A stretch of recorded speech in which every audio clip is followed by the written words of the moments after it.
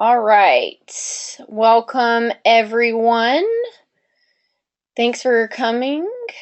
Let's see. We're going to get this started here and get that going. All right. Thanks, everyone, for joining us today on our first webinar that we're hosting. We want to start having these on a regular basis just to educate you, our customers, on some things that could affect your business. Just a little housekeeping up front.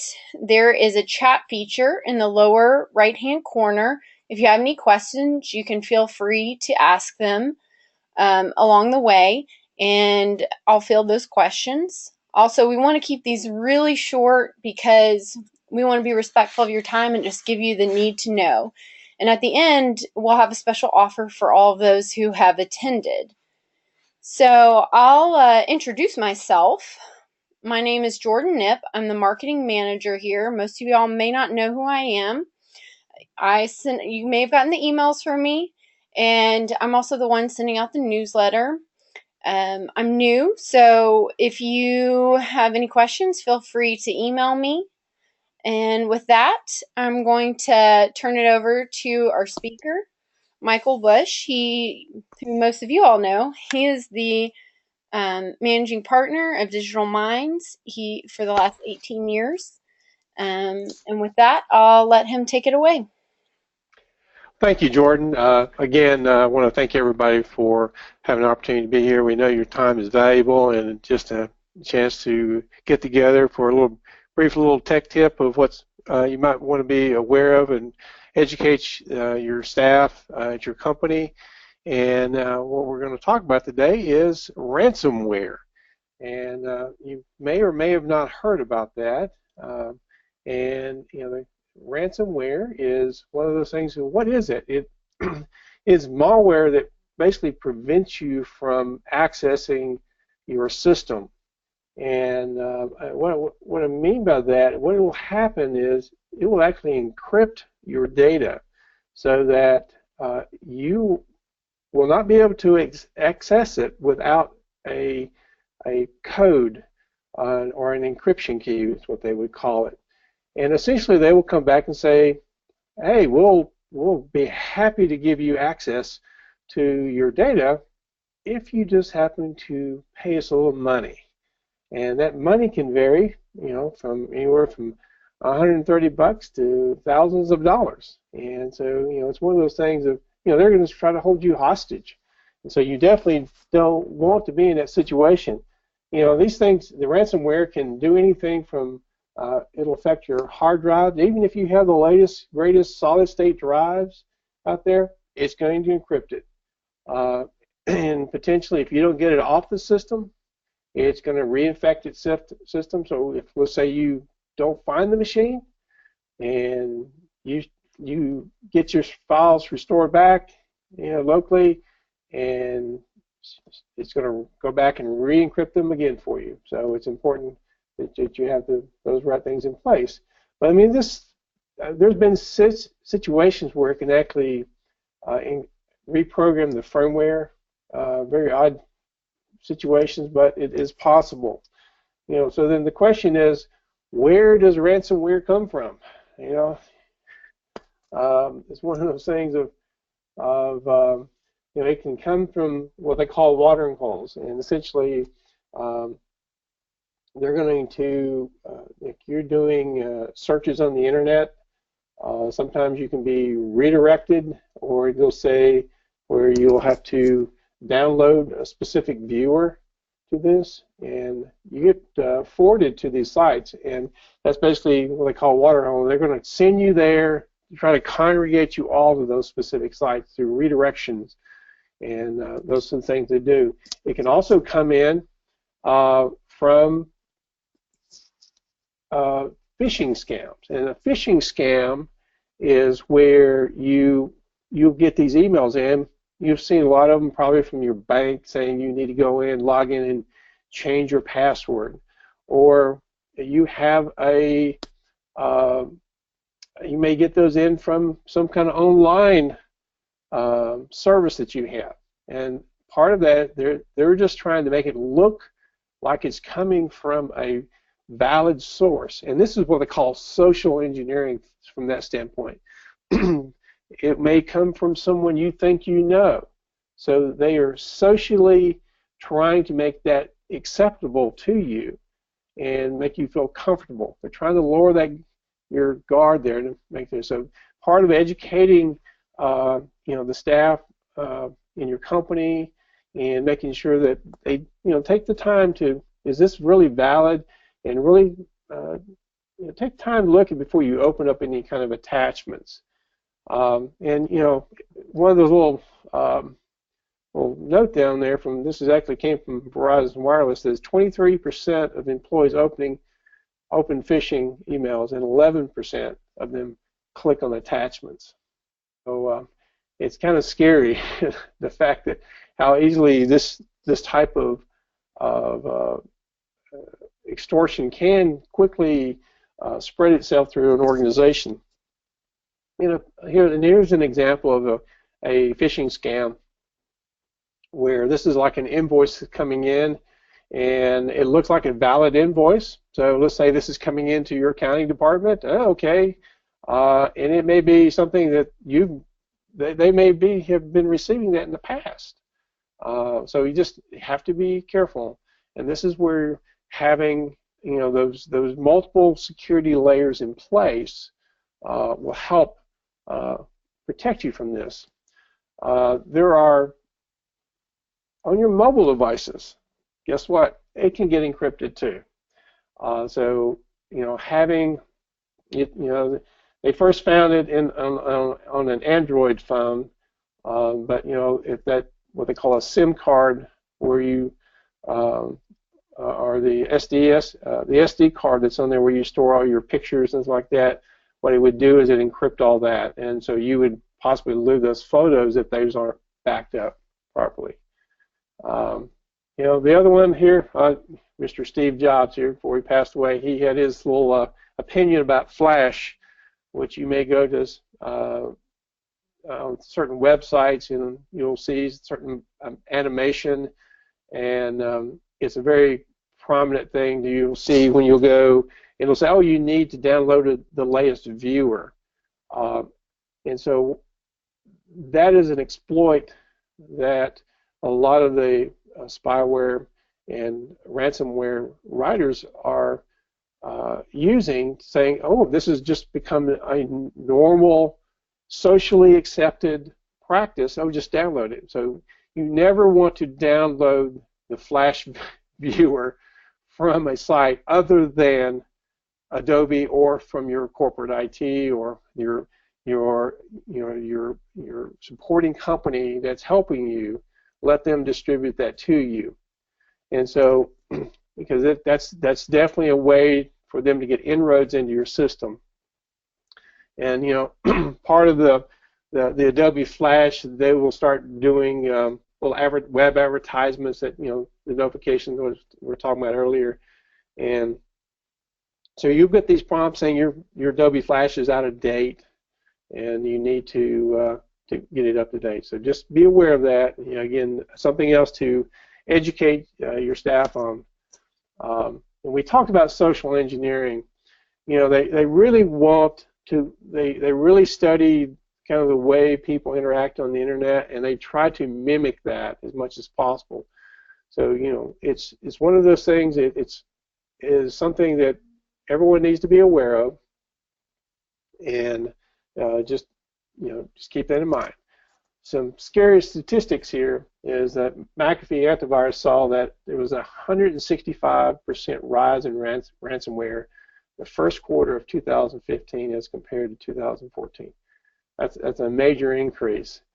The Internet Crime Complaint Center has, those complaints have risen quite a bit, and there's a lot of money in this for in cybercrime to do this, and it's easy for them to be out on the golf course doing whatever they want, or being in Tahiti and they have all this technology sitting there banging away on you and making money off of it. So so the cybercrime, it's a very lucrative business, as I said, and from the standpoint of it's openly on the web. You can buy these what they call exploit kits. When I say openly on the web, well, it is available on the web if you know where you need to go to get these. And for what you would think is, well, that's quite a bit of money, around $6,000. But I mean, you can make, from this, they're showing that these people are making $84,000 a month. So that can add up pretty quick. So that's why people definitely want to get into this and do it. So that's why they're motivated. It is definitely a federal offense in doing all these things, and and so these are things that again, we want to make sure that you as a business owner and as an employee of companies are aware of these things. So small businesses are very vulnerable when it comes to this, and you need to have, I spoke about having a different security layers in place, and then you never want to pay for this. So long as you have the proper backups and security layers in place, you should be fine. But if you pay, guess what? They're getting your credit card information, and they're going to just keep on exploiting you from that standpoint too. You got to look at the cost of recovery time. So if the impact of an organization of what it could do. How's it going to? How long are we going to be down when this situation happens? If you don't have good backups in place, or ways or techniques to be able to locate these, or have a company that can help you with locating this. I mean, literally, you could get it clean. You're right back. It's a repetitive process. You're right back over and constantly getting reinfected. So you're constantly down, and so it can impact the credibility of your company and your financial side of things. So, so one of the things that we have just some case studies here where we've done consulting work for, and so we've got a company that we were providing backup disaster recovery for, or we call it BDR, and we weren't managing their antivirus or anything like that, but they have 8 offices around the country, 160 employees, and their main drive, which was on a SAN, which is a storage area network. So you think of it as a big box with a bunch of hard drives in it, and you can allocate spaces on those boxes, and it's really fast communications to the SAN. One of the workstations got infected, and the drives that were mapped to that SAN were encrypted. So it was about a terabyte of information. So when we got contacted, we started looking at it. We were able to identify the infected workstation. We got it removed, isolated from the network, and then at that point in time, we remoted into the BDR that we had on site for them, and we mounted it. It was in this situation, and there's different scenarios how you want it, depending on how the client's working and what the severity of the encryption was and what was impacting. We said, okay, in this scenario, we're going to mount just the drive that were impacted. We could have virtualized that whole server if we needed at that point in time. But this said, okay, it's going to be the fastest way. We're going to mount those drives, share them off the BDR, and we're going to have their IT person remap the drives.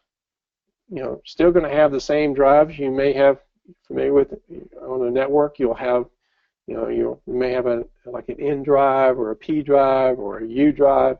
So it was the same drives to the end users. It just went to a different server. So they all logged off, logged back in.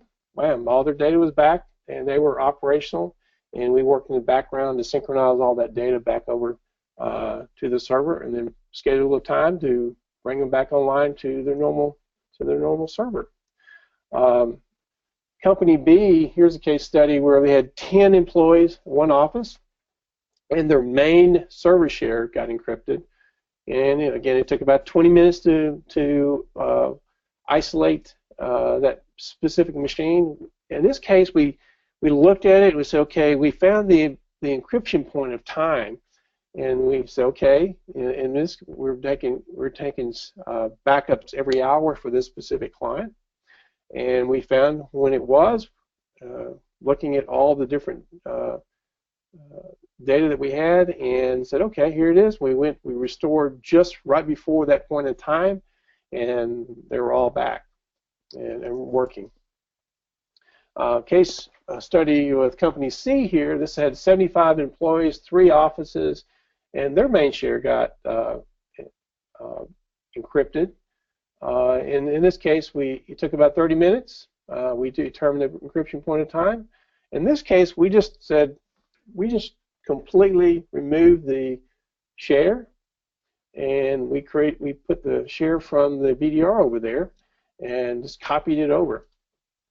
And it was and essentially they were live on data, up-to-date data right then, and they were up and going again. So, the main things that you want to have out of this is you want to make sure your data is backed up, and this is what you can do about it. You want to educate the employees, and this one of the things we try to do with our clients is to make sure they understand. And then the other thing is we make sure their systems the security patches are installed on them, and we want to educate. Think before you click. We also make sure that the antiviruses are managed. We do all that and keep them all up to date. And lastly, we instruct our clients not to pay. And so, because if we have the provisions in place, we should be able to get everything back the way it was. And it's a small little hiccup there, but bam, they're right back up and going again. So some of the questions you want to ask yourself as a business owner or an employee of the company here, said, are your files getting backed up every day? Are they getting backed up every hour? So we can go down to every 15 minutes if you want. You want to. The next thing is, we say around here we endorse the Ronald Reagan theory: trust but verify. So are you checking those backups? Are they actually working? And just because you think they're getting back up, are they actually working?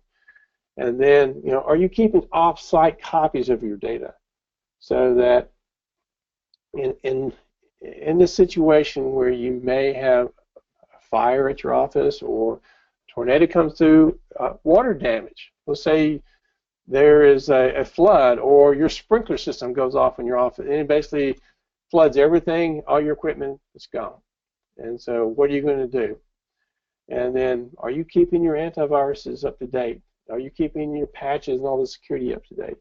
So, these are things that, Digital Minds International can do for your company, but it's really is, we want to make sure you understand that as a business owner or an employee of a company, that these are questions you're looking at internally.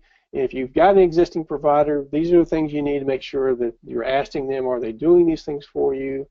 And so so bring this to your attention. So one of the things that, like we said, we can help is we can provide a backup disaster recovery system to you.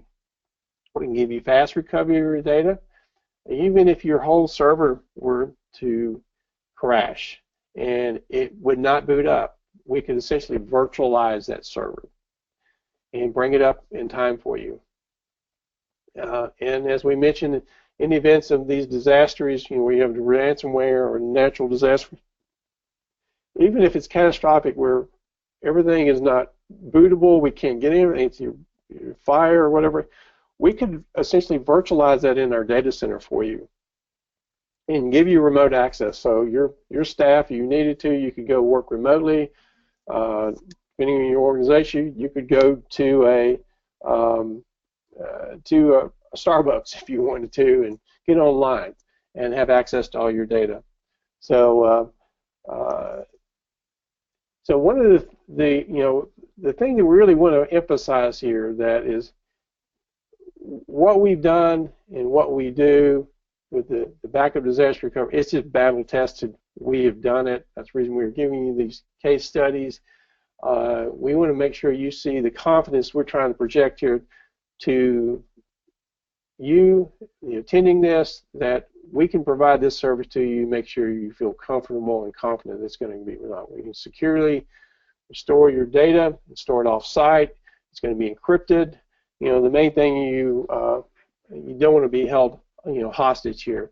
As a matter of fact, even just this past week or so, there's a new ransomware that came out. It's called Locky, and it's like Cyber or CyberLocker, but the one thing that Locky has gone above and beyond Cyberwall and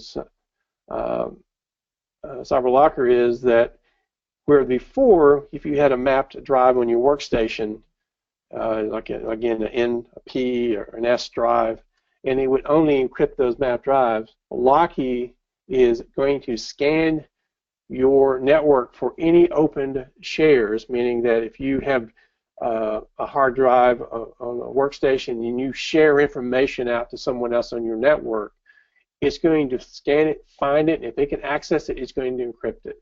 So it's actually taking ransomware to another level, and it's even giving more exposure here. So again, just new information that just come in there. So, one of the things we get some very humble comments back from our clients, and what they say about our BDR system. You can see Tim Ham with one of our utility clients, talking about being a firm believer and what we can do, and making sure and verifying that things are getting backed up, and in the value they see and what Digital Minds can provide to them.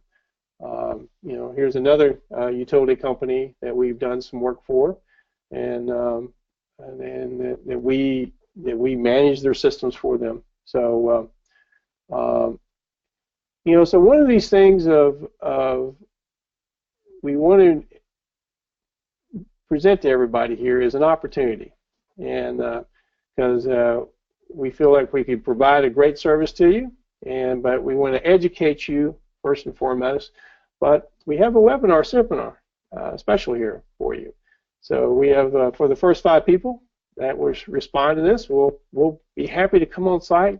We'll give you a free assessment reviewing your network, and it's a very comprehensive report. It does a security risk report and looking at a network management plan and kind of the user behavior analysis, how your users are logging in, how long they're in, when was the last time the passwords were changed. If you've got employees who have left, do they still have access to it? Are their names still in your system? So review your backups. So it's really a